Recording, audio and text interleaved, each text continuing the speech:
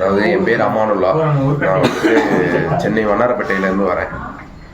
அதாவது பார்த்தீங்கன்னா எனக்கு தெரிஞ்சு இந்த பேட்சில் நான் தான் சின்ன பையன். அது எனக்கு 20 வயசு ஆகுது. ஏன் இதில் எனக்கு ஆர்வம் வந்ததுன்னா, முதல்ல எங்கள் அப்பா வந்துட்டு கொஞ்சம் இந்த நாட்டு மருந்து அதெல்லாம் பற்றி படிப்பார், சித்த வைத்தியம் அதெல்லாம் படிப்பார். ஆனால் வந்து அவர் படிக்கலை. அதுலேருந்து கொஞ்சம் வீட்டில் அந்த மருந்து இதுன்னுவாங்க. சரி, நமக்கு அவ்வளோ தெரியாது அதெல்லாம். சரின்ட்டு எனக்கு வந்து ஒரு போன வருஷம் ஒரு ஆக்சிடெண்ட் ஒன்று ஆச்சு. ஆக்சிடெண்ட் ஆகி லிவரில், அதாவது ஒரு வால்வோஸாவோ பிரச்சனையிலேருந்து வந்தபோது நான் வந்துட்டு எமர்ஜென்சிக்காக தான் வந்துட்டு இங்கிலீஷ் மருந்து எடுத்தேனே. அதுக்கப்புறம் வெளியே வந்தோன்னே நாட்டு மருந்து எடுத்தேன்.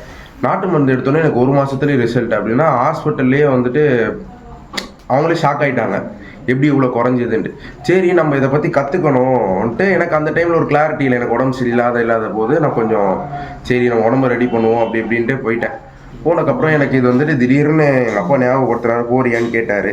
சரி, நானும் கற்றுக்கணுன்னு வந்து கற்றுக்கிட்டதில், அதாவது நானே இப்போ என் உடம்பை நான் சரி பண்ணிக்கலாம் அந்த அளவுக்கு ஆசான்னு சொல்லிட்டாரு. அதே மாதிரி அதிகமான டவுட்ஸ் நான் தான் கேட்டிருப்பேன்.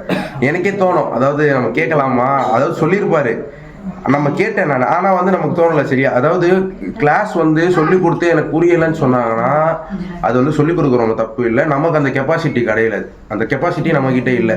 ஏன்னா 3 நாளில் அவங்க வந்துட்டு அதே மாதிரி அவரோட 22 வருஷத்தோடைய எக்ஸ்பீரியன்ஸை 3 நாளில் நமக்கு சொல்லி கொடுத்துருக்காரு.